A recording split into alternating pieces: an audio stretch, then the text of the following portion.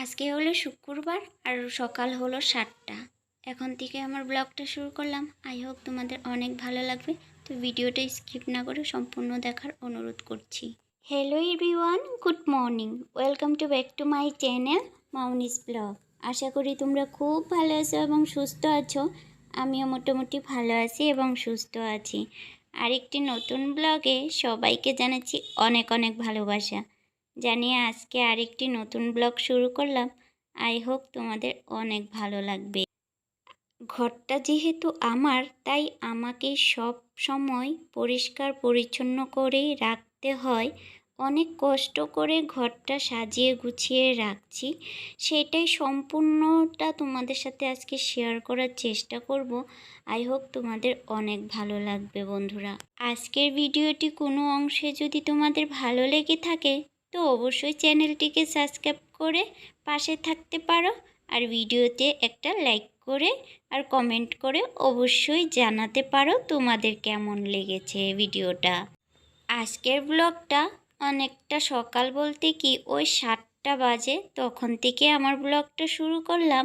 জানো তো, সকালবেলা ঘুম থেকে উঠে আগে আজকে রান্নাঘরের কাজে চলে আসলাম। কালকে রাত্রেবেলা প্রচণ্ড বৃষ্টি হয়েছিল, আর বৃষ্টির কারণে জানো তো বৃষ্টি হয়েছে, পাশাপাশি কিন্তু একটু হাওয়াও দিয়েছিল।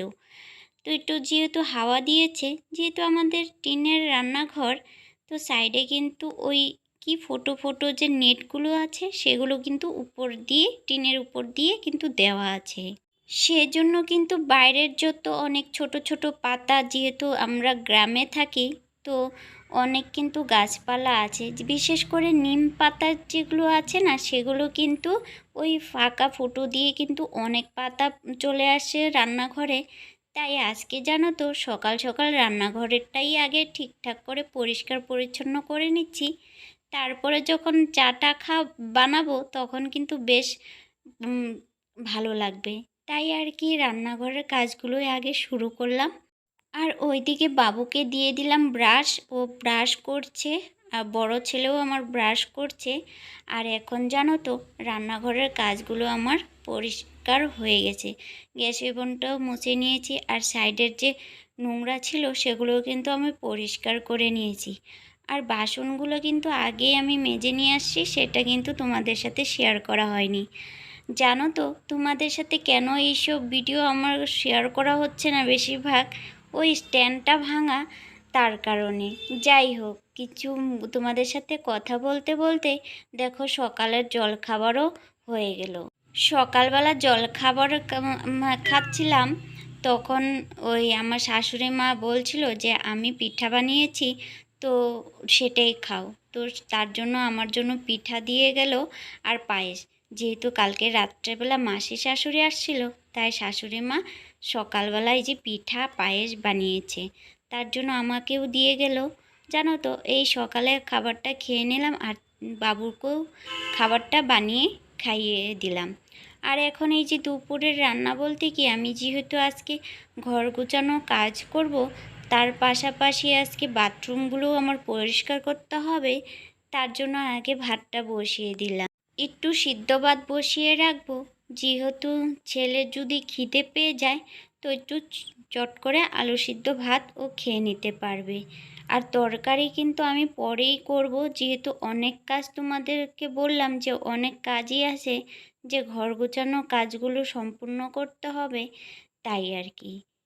আমি তো প্রতিদিন সকালবেলা কিন্তু ঘর গোছানো কাজগুলো হয়, কিন্তু বিকাল টাইমে যেহেতু আমি সংসারের কোনো কাজেই হাত দিতে পারি না, তাহলে কিন্তু বিকালবেলা সব কিছুই কিন্তু আমার এলোমেলো হয়ে যায় জানো তো।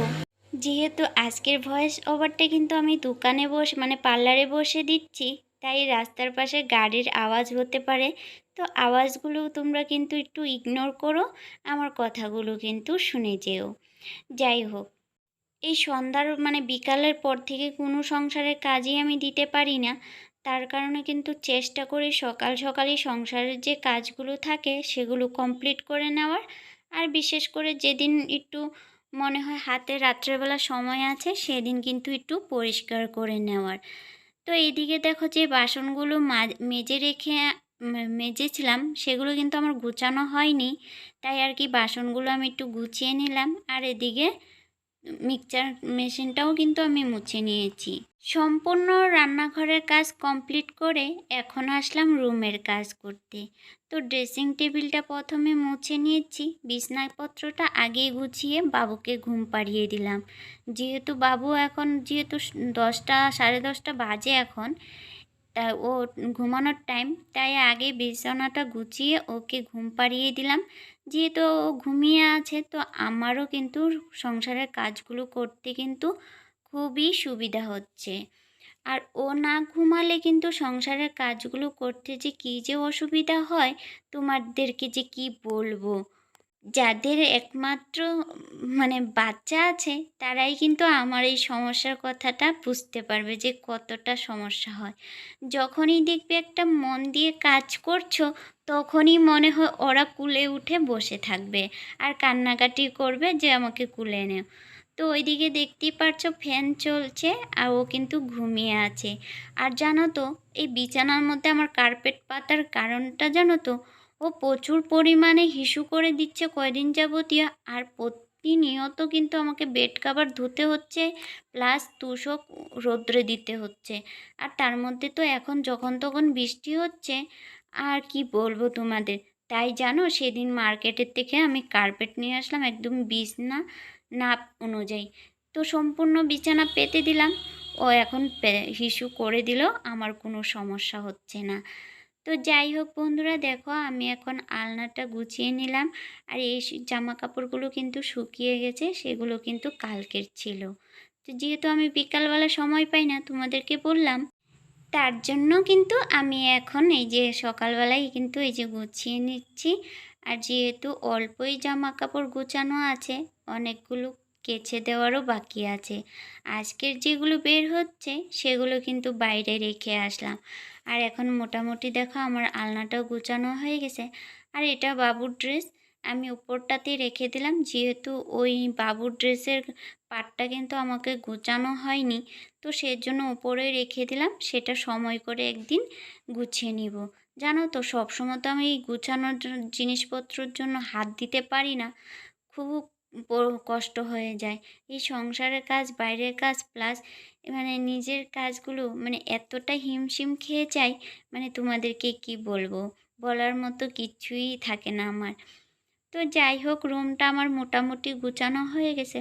অনেক সাদামাটা আমার রুম, ছোট্ট মোট্ট, যতটুকুই আছে নিজের ততটুক নিয়েই আমি হ্যাপি আছি, খুশি আছি। এটাই ভগবানে যা দিয়েছে ভালোই দিয়েছে। জানো তো, অনেকের তো অনেক খেতেও পারে না, পড়তেও পারে না, অনেকের তো থাকতেও পারে না।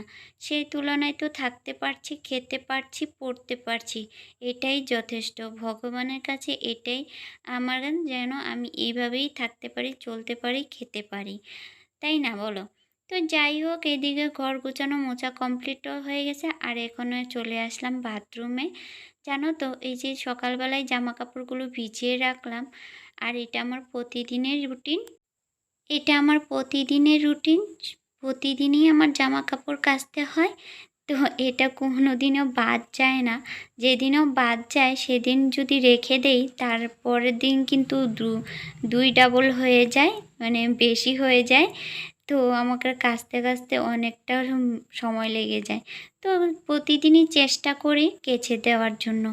আর ওইদিকে কিন্তু আজকে বাথরুম পরিষ্কার পাল্লাও কিন্তু আমার। আগের সময় কিন্তু ওই যেহেতু আমরা ভরা ফ্যামিলিতে থাকি, একটা বাড়িতে থাকি, আমার যা শাশুড়ি সবাই থাকে, যেহেতু শাশুড়ি আমার জায়ের সাথে থাকে, আর আমি যেহেতু একা থাকি, তাই একটা ফ্যামিলিতে থাকতে গেলে কিন্তু এই বাইরের কাজগুলো কিন্তু তোমাদের মিলিয়েই করতে হবে, তাই না? তো আগের সময়ে কিন্তু আগে যখন করেছিল তখন কিন্তু আমার যা করেছিল, তো এইবার কিন্তু আমার করার সময়, তাই আমারও করার সময়, তা আমি দেরি করব কেন? তাই আমিও আজকে ঝট করে, যেহেতু হাতে একটু সময় পেলাম, তাই ভাবলাম ঝট করে একটু করে নেওয়া যাক, তাহলে আমার কাজটা এগিয়ে থাকবে। পরে যদি চাপ হয় তাহলে না করতে পারলে আবার সমস্যা হয়ে যাবে। তো যাই হোক, এদিকে আমি চান টান করে একদম জামা কাপড় কেচে রোদ্রে মেলে দিয়ে চলে আসলাম রুমে।